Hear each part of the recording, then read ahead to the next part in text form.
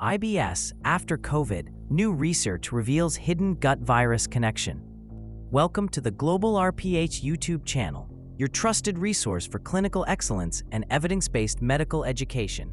Our content is designed for physicians, pharmacists, medical students, and healthcare professionals seeking in-depth insights into current therapies, emerging research, and practical applications in patient care.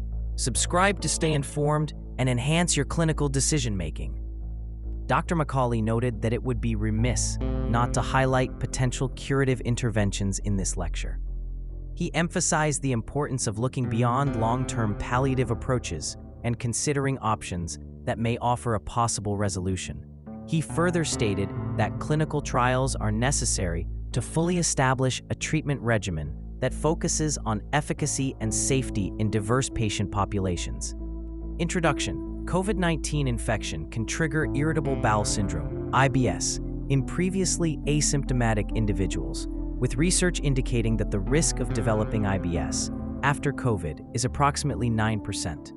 Recent studies have revealed a striking difference in IBS rates between COVID-19 patients and control groups at 12-month follow-up, 3.2% versus 0.5%. This emerging pattern highlights a concerning gastrointestinal consequence of SARS-CoV-2 infection that extends well beyond the acute phase. Post-COVID IBS represents a subset of post-COVID-19 syndrome, PCS, which affects a substantial portion of recovered patients. Evidence shows that among 143 hospitalized COVID-19 patients in an Italian study, 87% experienced persistent symptoms 60 days after initial infection, with 55% reporting 3 or more ongoing symptoms. The prevalence of long COVID and IBS connection varies considerably across studies, with reported rates of post-infectious IBS after COVID ranging from 0.6% to 11.6%. Furthermore, acute gastrointestinal symptoms occur in more than 60% of COVID-19 patients, potentially predisposing them to chronic gut disorders. Multiple factors contribute to the development of IBS after COVID infection. Active viral replication within gut epithelial cells, demonstrated by recent research. Altered microbiota composition affecting serotonin pathways. Increased intestinal permeability following infection. Psychological factors including anxiety and depression. This video examines the current understanding of treatment for post-COVID IBS based on recent evidence from ongoing research initiatives, such as the Arizona cohort study tracking over 9,000 participants. By exploring the underlying mechanisms, diagnostic approaches, and therapeutic strategies, clinicians can better address this increasingly prevalent post-infectious complication. Post-COVID syndrome and gastrointestinal involvement. While respiratory manifestations initially dominated the COVID-19 clinical picture, research now demonstrates that SARS-CoV-2 affects multiple organ systems, particularly the gastrointestinal tract. The post-COVID syndrome affecting patients beyond the acute phase frequently involves persistent digestive symptoms that may evolve into conditions like irritable bowel syndrome. ACE2 expression in the GI tract. The gastrointestinal system serves as a key target for SARS-CoV-2 due to its robust expression of angiotensin-converting enzyme 2, ACE2 receptors. ACE2 is abundantly present in the brush border of enterocytes, especially in the small intestinal mucosa. This distribution explains why the virus can directly infect the intestinal epithelium. Several important observations about ACE2 expression in the GI tract include: ACE2 is expressed at higher levels in digestive tract organs compared to lungs. The small intestine and terminal ileum show the highest expression levels across the body. ACE2 expression in gastric tissues increases gradually from chronic gastritis to metaplasia to cancer. This receptor distribution pattern creates vulnerability to infection throughout the digestive system. Consequently, intestinal epithelial cells become infected, triggering an interferon signature and subsequent inflammation. Common GI symptoms in long COVID patients. Acute gastrointestinal symptoms occur in approximately 17.6% of COVID-19 patients according to a meta-analysis of 60 studies involving 4,243 patients. Nevertheless, one UK study reported a much higher rate of 71.3%.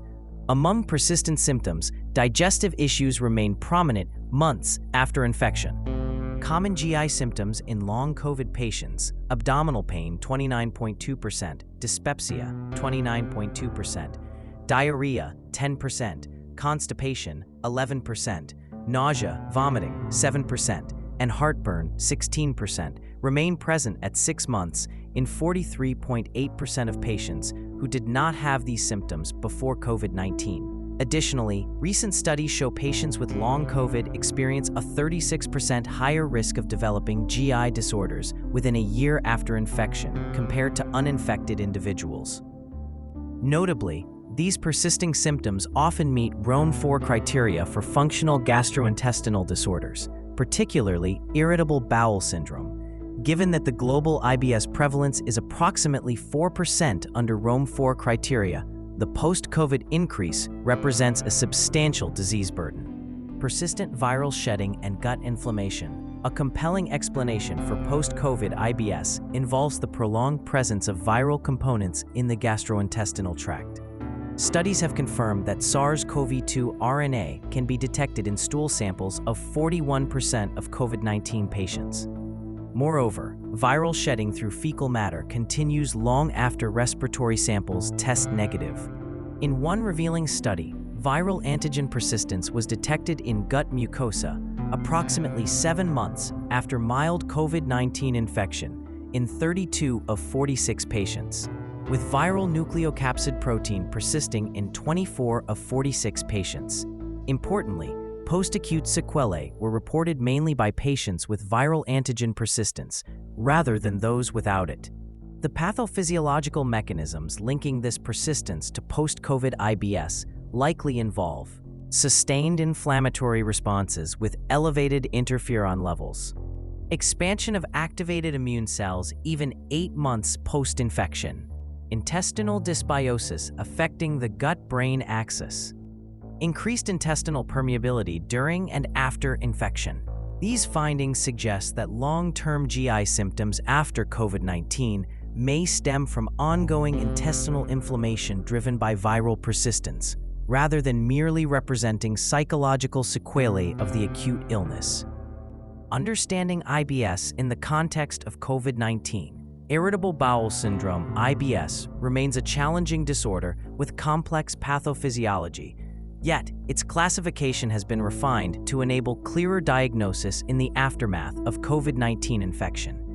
As post-COVID complications continue to emerge, understanding the diagnostic framework for IBS becomes essential for appropriate management of affected patients. ROM4 criteria for IBS diagnosis. The diagnosis of IBS after COVID follows standardized ROM4 criteria, which represent a significant refinement over previous iterations. These criteria define IBS as recurrent abdominal pain occurring at least once weekly during the past 3 months, with symptom onset at least 6 months before diagnosis. Additionally, the pain must be associated with at least 2 of the following: 1. Related to defecation. 2. Linked to changes in stool frequency, or 3. Connected to changes in stool form. The ROM4 criteria are considerably more stringent than ROM3, resulting in lower prevalence estimates.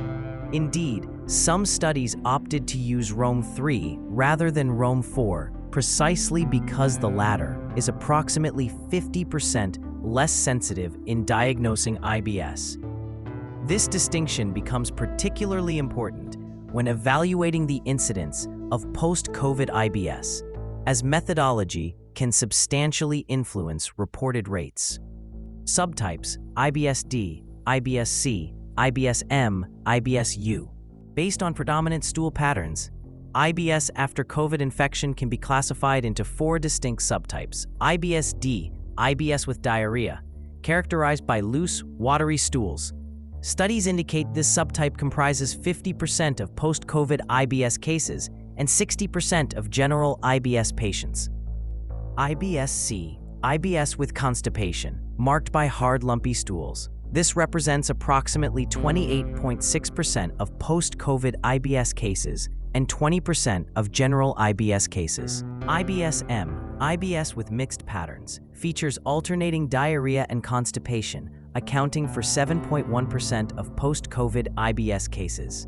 IBS-U, unclassified IBS, encompasses cases that don't fit neatly into other categories, representing 14.3% of post-COVID IBS cases and 20% of general IBS. Research by Satani et al. Suggests IBS-M and IBS-D generally constitute the most widespread IBS types, albeit with some variation in post-COVID populations.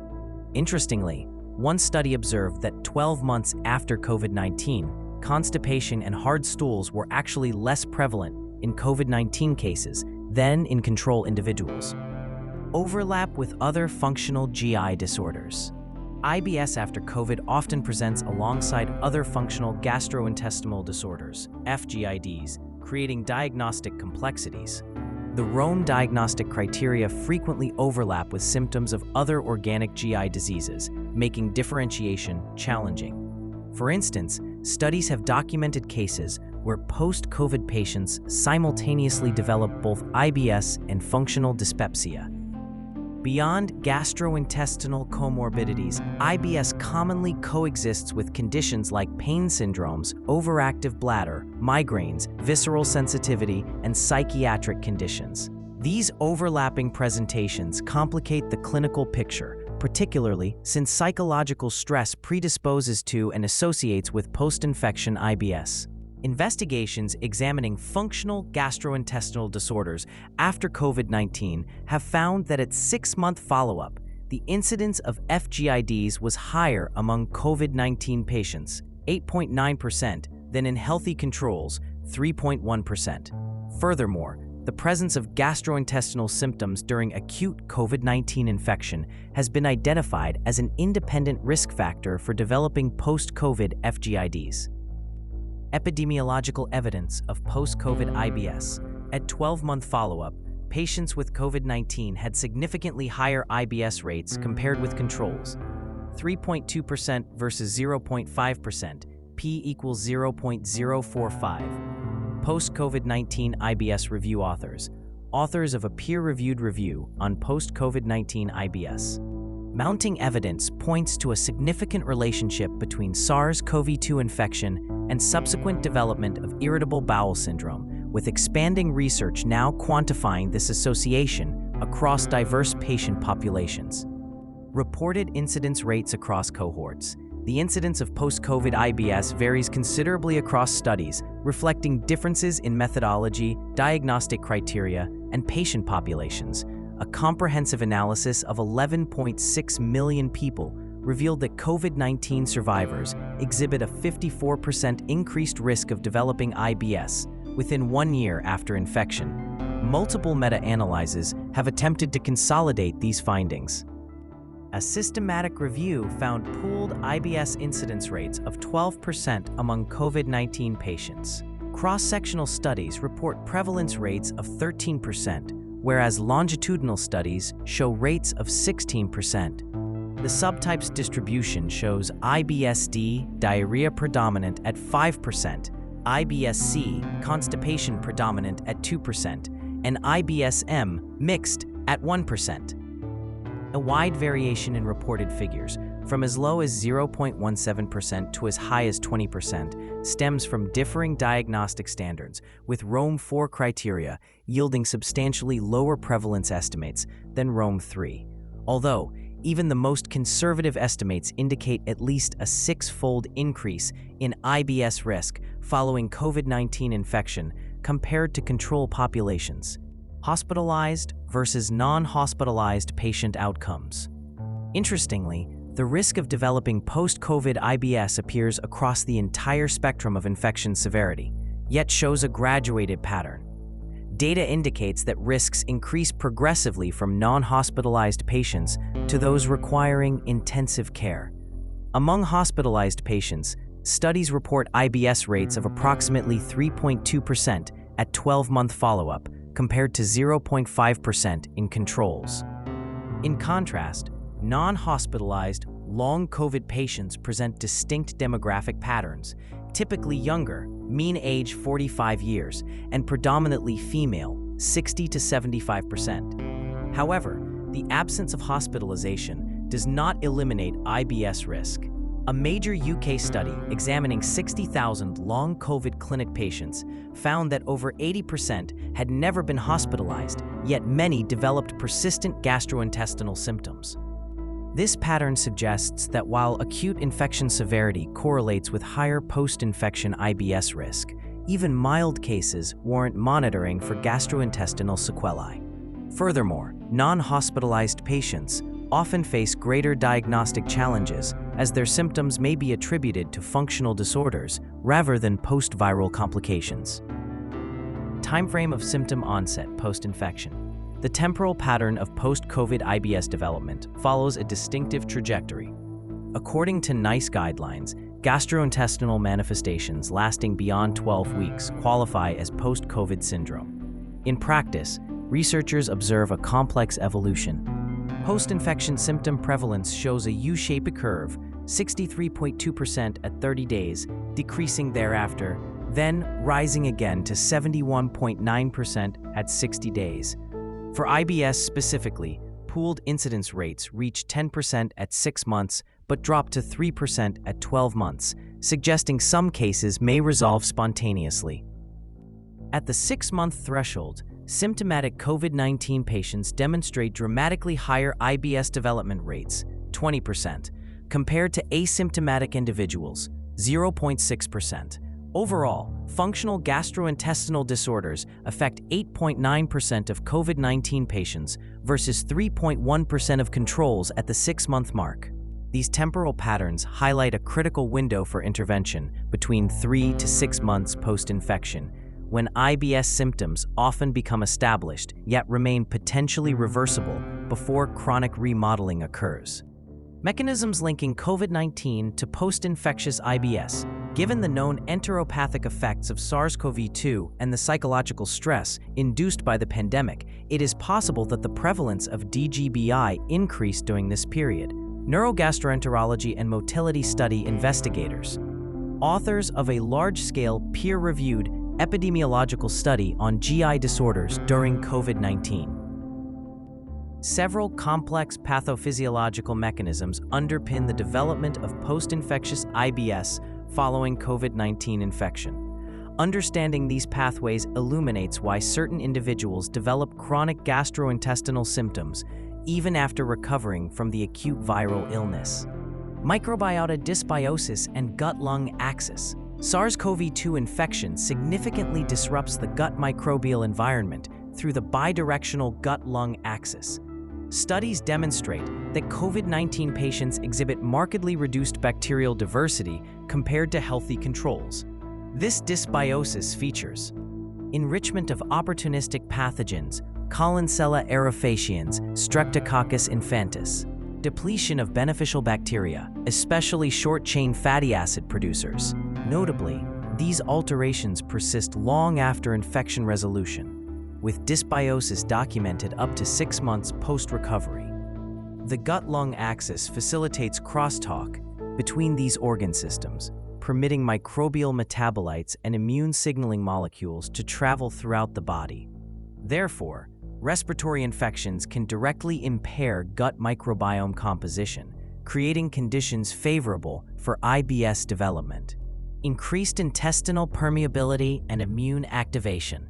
COVID-19 damages intestinal barrier integrity, leading to increased permeability or leaky gut. Studies reveal elevated levels of several permeability markers, including fatty acid binding protein 2 and lipopolysaccharide binding protein in COVID-19 patients.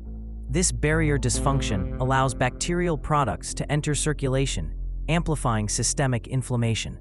The underlying mechanisms involve direct viral invasion via ACE2 receptors abundantly expressed on enterocytes.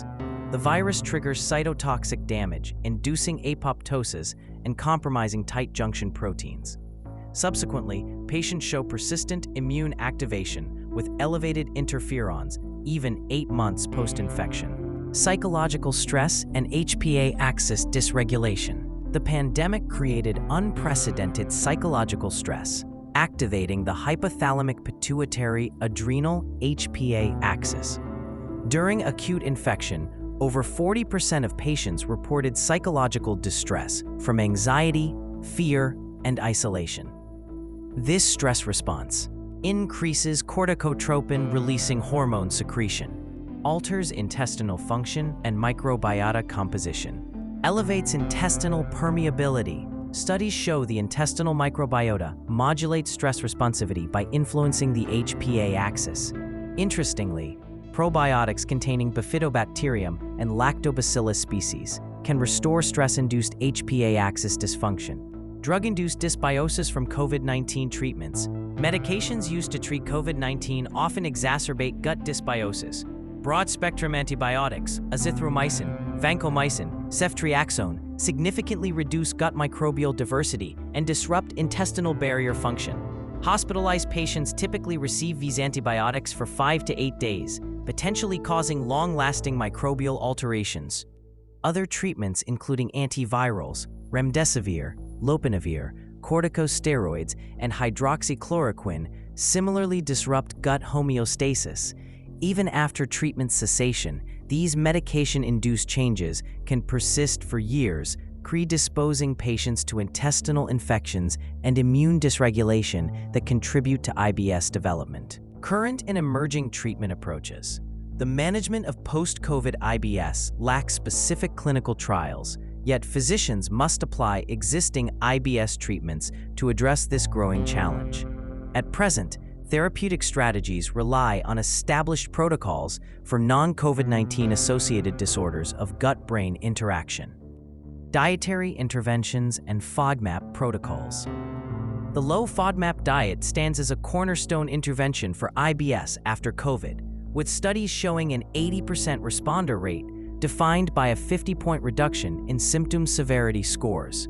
This approach restricts fermentable carbohydrates that increase water retention and bacterial fermentation in the colon. In practice, this involves initial restriction phase, 4 to 6 weeks, systematic reintroduction of FODMAP categories, personalized maintenance diet based on individual triggers. Research indicates the Mediterranean diet may offer superior efficacy for IBS symptom severity, abdominal distension, and quality of life, followed closely by the low FODMAP diet. Still, dietary modifications require physician or dietitian supervision, primarily through a graduated approach. Pharmacological options by IBS subtype. Treatment selection depends decisively on predominant symptoms.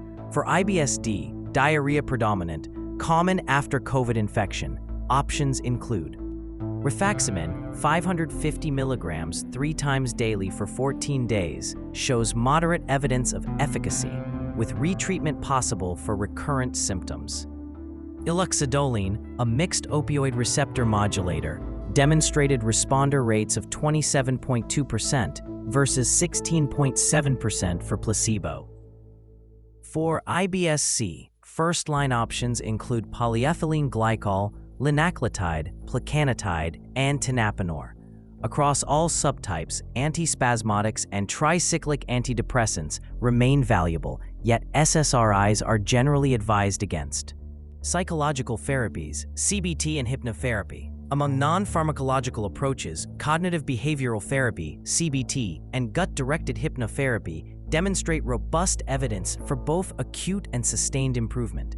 Gut-directed hypnosis works through modulating postprandial gastrocolic reflex activity and reducing visceral hypersensitivity. A survey of practitioners reported moderate or large positive effects for most patients across multiple symptom domains. Essentially, these interventions provide long-term improvement, unlike pharmacological treatments.